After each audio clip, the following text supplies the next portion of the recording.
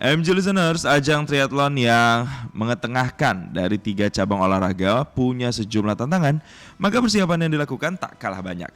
Triathlon adalah sebuah ajang yang melibatkan 3 olahraga berbeda yang mesti dituntaskan secara berurutan. Meski cukup bervariasi, 3 olahraga dalam triathlon umumnya adalah berenang, bersepeda, dan juga berlari. Jarak dari perlombaan triathlon ini sendiri cukup bervariasi. Dan tahun ini Indonesia akan menggelar ajang triathlon dengan kategori paling berat. Kejuaraan triathlon Ironman 70.3 siap digelar di Lombok, Nusa Tenggara Barat pada 8 Oktober mendatang setelah sempat tertunda 2 tahun karena pandemi COVID-19.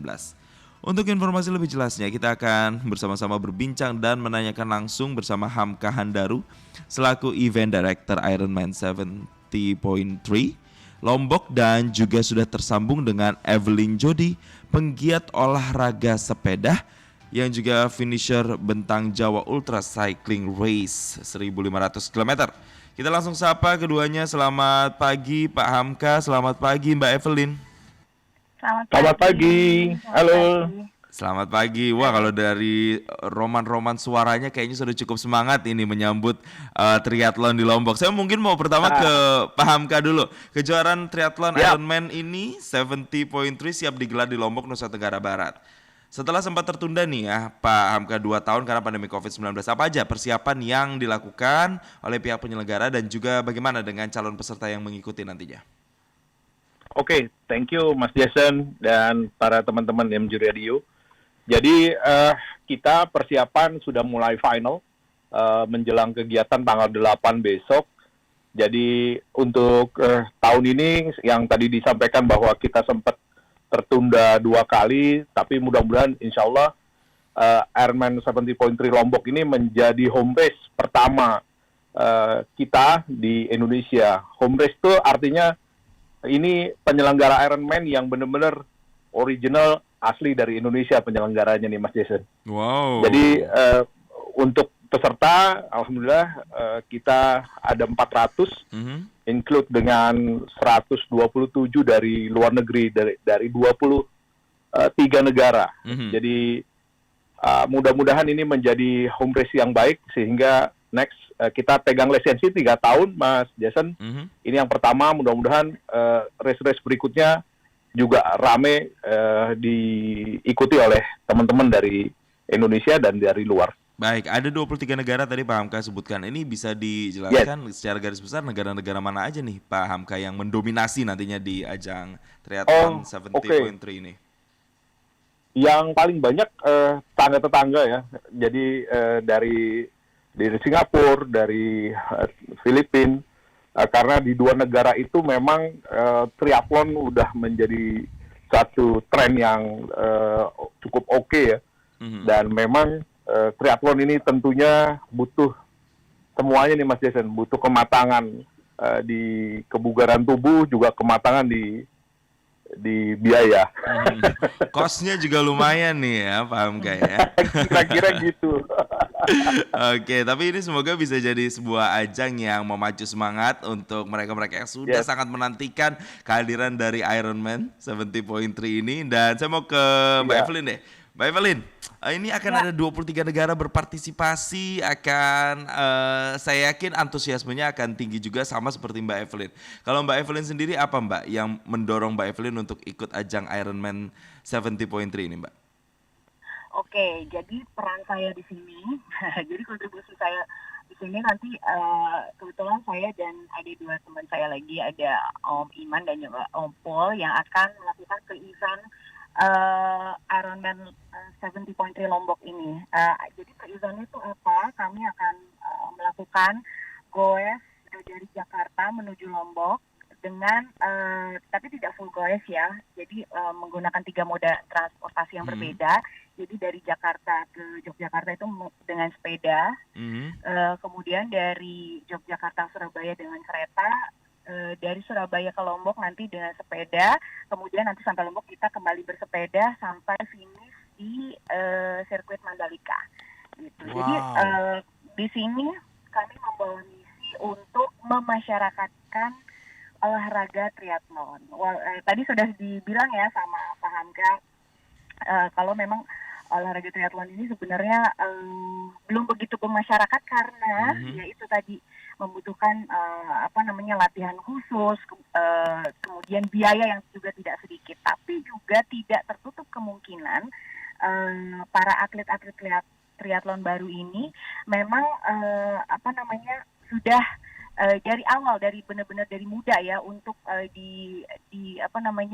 untuk sebagai calon bibit-bibit baru gitu. Diikutkan gitu ya. Ini, jadi memang olahraga triathlon ini nggak bisa tiba-tiba bisa gitu, enggak, karena kan ini ada 3 cabang olahraga dan semuanya full course gitu ya, ibaratnya bersepedanya lumayan jauh 90 kilo, berenangnya 1,9 kilo, terus sudah gitu larinya tuh HM ya 21 kilo. Nah kalau misalnya tidak dilakukan dengan latihan yang benar-benar serius dan dari jauh-jauh hari gitu ya, itu kayaknya agak mustahil gitu. Nah nanti dan kemudian ternyata memang tidak banyak masyarakat yang tahu kalau ada olahraga triathlon. Mungkin yang paling banyak masyarakat tahu ya hanya lari, hanya bersepeda. Terpisah gitu ya Mbak. Ya, jadi masyarakat tuh kurang paham ternyata ada 3 olahraga berbeda dijadiin satu, dilakukan secara bersamaan, secara dalam satu waktu gitu. Nah, itu kira-kira yang ingin kita sampaikan di sepanjang perjalanan kita nanti dari Jakarta menuju Lombok. Berarti ada campaign juga begitu ya di situ ya untuk memasyarakatkan kembali olahraga triathlon agar masyarakat tuh semakin kenal dengan olahraga ini. Nah, berarti kalau saya tadi dapat poinnya dari Mbak Evelyn kan ini olahraga nggak bisa sembarang daftar terus langsung ujuk-ujuk langsung masuk dan langsung ikut. Ini butuh persiapan. It takes long process nih, nggak bisa tanpa latihan, tanpa apa-apa langsung ikut, yang ada langsung capek duluan nih badannya. Kalau Mbak Evelyn sendiri persiapannya berapa lama nih Mbak? Sebulan, 2 bulan atau gimana? Jadi sebenarnya gini. Jadi sebenarnya saya berangkat kan dari olahraganya lari dulu, kemudian bersepeda. Nah, belum lama ini kan saya baru finish ultra cycling yang Bentang Jawa tadi 1.500 kilo. Makanya kemudian saya diajak untuk ikut dalam campaign ini. Oke lah, saya pikir karena memang ya itu tadi saya memang berencana untuk mengikuti triathlon ini karena saya masih ada goals di sepeda yang belum saya selesaiin. Jadi rencana saya sebenarnya tahun depan gitu. Tapi kemudian saya ditawarin banget Mbak Evelyn untuk berkontribusi dalam acara ini. Jadi saya ibaratnya nyolong-nyolong start lah. Jadi saya bisa latihan, bisa lihat venue-nya, vibes-nya gitu. Kadang kan namanya lagi race itu kan kadang kita juga harus mengatasi demam panggung, ya kan? Wah, lihat peserta-peserta dari negara-negara lain. Jiper duluan ya kan? Iya, benar. Aturannya kita bisa perform dengan bagus waktu latihan kita oke, tapi ketika vibes-nya kita wah langsung gimana sih? Nah, balik lagi ke olahraga triathlon ini kan sebenarnya mengalahkan diri sendiri ya, gitu. Nah, mungkin yang akan saya di nanti di 70.3 Lombok ini, saya sih ibaratnya colong start dulu lah buat persiapan saya nanti real race-nya tahun depan. Gitu. Karena masih ada 2 tahun lagi kan. Gitu. Betul. Yes. Jadi di sini juga saya mengajak buat teman-teman yang lain yang baru mau persiapan triathlon. Nah, mari deh kita sama-sama latihan untuk menuju goals supaya bisa minimal finish aja dulu. Kalau podium itu kan bonus, ya kan? Itu untuk memulai aja dulu ya Mbak ya, karena poinnya ya balik lagi kuantitas atau lamanya latihan itu penting, tapi yang juga nggak kalah penting adalah kualitas latihan dan konsistensinya ya Mbak ya. Jangan sampai iya sih latihannya dari 3 bulan lalu tapi bolong-bolong ya sama aja gitu ya kan, nggak hasilnya nanti kurang maksimal gitu. Nah saya mau yang paling penting mental bener-bener jangan sampai jiper ya. Ini seperti yang dikatakan Mbak Evelyn tadi, harus mengalahkan diri sendiri soalnya nih. Saya mau ke Pak Hamka, untuk mekanismenya nanti ini titik kumpulnya akan seperti apa dan mekanismenya akan kayak gimana sih? Dimulai misalnya dari sepeda dulu kah, atau renang dulu, atau lari dulu, atau gimana nih? Oke, kalau untuk kegiatan triathlonnya diawali dengan tadi disampaikan Mbak Evelyn, jadi swimming dulu mereka sejauh 1,9, itu venue-nya di belakang hotel Holiday Resort di Senggigi, ya. Jadi mereka berenang di belakang hotel, asik tempatnya Mas. Kemudian Pasti. mereka setelah berenang 1,9 kilo, mereka ke transition area, kemudian mereka ngambil sepedanya masing-masing, kemudian mereka bersepeda menuju arah ke bandara, arah ke Mandalika. Mm-mm. Jadi itu kurang lebih 45 kilo mereka putar balik. Jadi Itu dalam total kondisi mereka masih basah 10 kilo. abis renang tuh, Pak Hamka. Iya. Oh wow, langsung Iya. lanjut ya, nggak ada tuh berhenti-berhenti ya? Nggak ada, karena mereka ada COT istilahnya, Iya, cut iya, off iya. time. Jadi mereka harus ada batas waktu yang tidak boleh mereka lewati. Jadi ya memang secara Spartan mereka terus dari satu kegiatan yang lain. Jadi setelah sepeda pun mereka nanti akan melanjutkan half marathon tadi yang 21 kilometer. Lumayan lah. Artinya memang tadi ini memang mereka bagaimana caranya mengalahkan diri sendiri, ya berjuang sebagai seorang warrior ya. Jadi kayak memang harus ya pejuang mereka ini luar biasa memang. Waduh, panjang sekali treknya ini, benar-benar butuh mental, butuh stamina, butuh endurance karena 3 olahraga berbeda dijadiin satu dan medannya beda-beda kan. Satu kan di Betul. air, kemudian yang kedua pakai medium sepeda, itu juga pasti berbeda sensasinya. Yes. Lalu kemudian yang ketiga itu harus lari, itu juga beda lagi sensasinya. Ini butuh persiapan yang matang banget, nggak bisa nih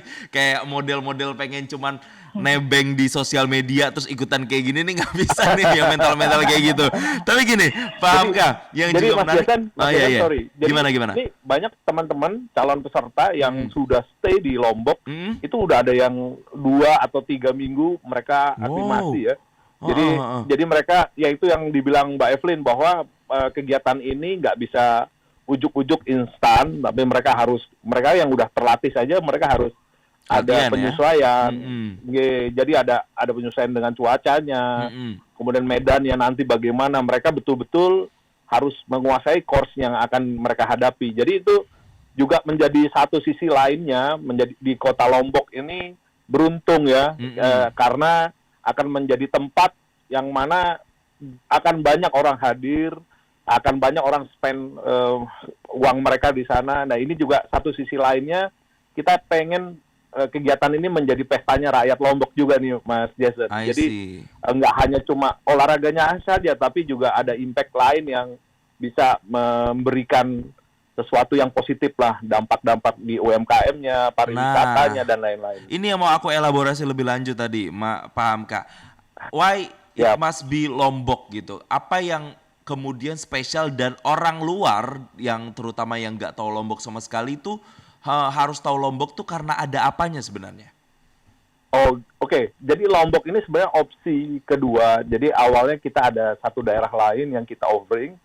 Cuma memang Lombok ini dilihat oleh Ironman Global dan Ironman Asia ini lebih cocok. Jadi mereka sudah sangat well known tentang bahwa daerah tersebut adalah sudah menjadi sport destinasi ya. Jadi sudah menjadi kunjungan wisata olahraga. Levelnya itu sudah dunia bahkan kan gitu. Jadi udah sangat tahu bahwa Lombok itu segala persiapannya mereka lebih well prepared. Jadi dari sarana transportasinya, sarana penunjang lainnya nggak kalah penting adalah hotel dan restoran tentunya. Jadi ini yang menjadi pilihan kenapa Lombok yang dipilih, karena memang semuanya juga dari sisi course-nya juga, swim course-nya banget gitu ya. Jadi pas yang teman-teman yang udah latihan renang tuh masih ketemu loh sama penyu. Jadi masih ada blue coral yang memang cantik. Jangan sampai mereka malah keasikan jalan-jalan nih sampai kena cut off time nanti pas renang. karena kebawa sama suasana dan indahnya pesona Lombok ya. Jadi dia lupa kalau race. Gak apa-apa dinikmati, tapi abis race gitu ya Pak Hamka ya. Ya after race. Mereka tinggal lebih lama di Lombok gitu. Wow, ternyata saya juga baru tahu bahkan untuk persiapan Ironman 70.3 ini ada 2-3 minggu ya orang-orang yang spending waktu sebelum waktu ini dimulai atau Ironman ini dimulai. Saya kembali lagi ke Mbak Evelyn. Mbak Evelyn kan tadi bilang dari Jakarta akan menuju Lombok ini kan bersepeda. Nyambung begitu kan. Ini berapa orang, berapa banyak tim yang nanti akan ikut ke sana nih Mbak? Oke, jadi di tim pre-event ini nanti saya akan bersepeda bertiga dengan satu ada Mas Iman Sulaiman dan satu lagi ada Om Paul Hutauruk gitu. Jadi mereka juga penggiat sepeda, mereka juga pernah Jakarta Bali waktu itu.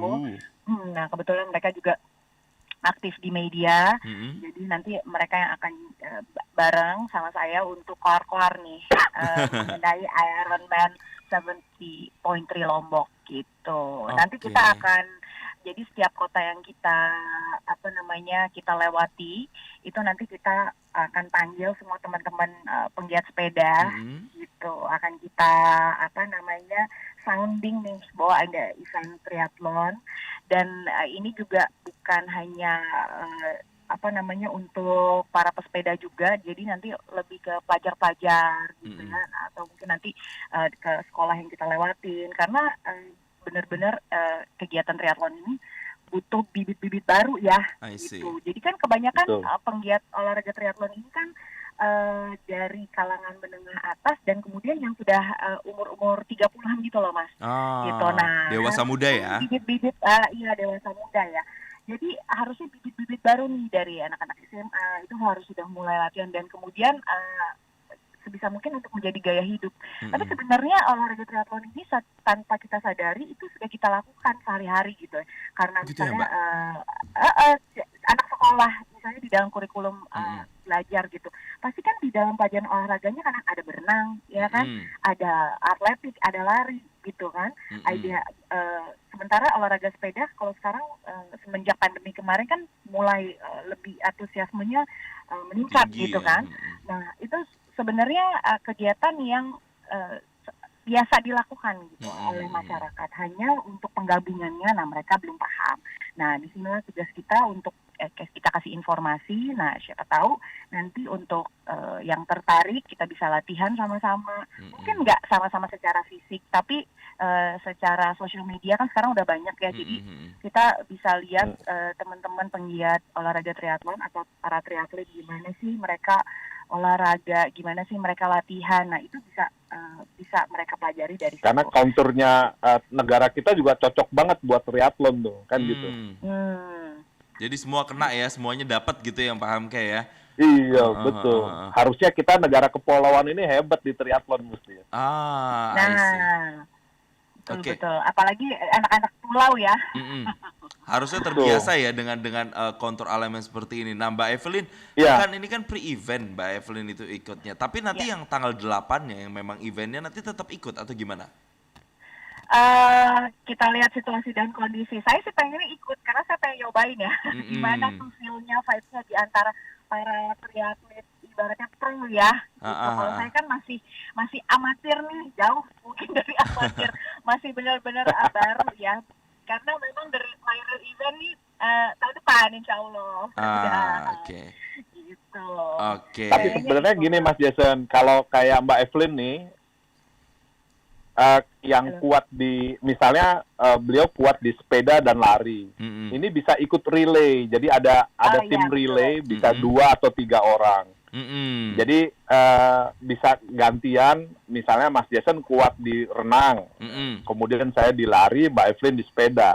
Itu bisa bertiga kita mendaftar. Oh, bisa gantian gitu ya? Jadi paham tim relay. Jadi emang ini ada, iya, jadi nanti bisa bergabung dan dapat medalinya, bisa 3-3-nya dapat tuh. Oh, bisa kerja sama tim juga berarti ya ini ya? Iya, yes, tapi belum bisa berdua atau bertiga. Belum sah tuh, paham Kak?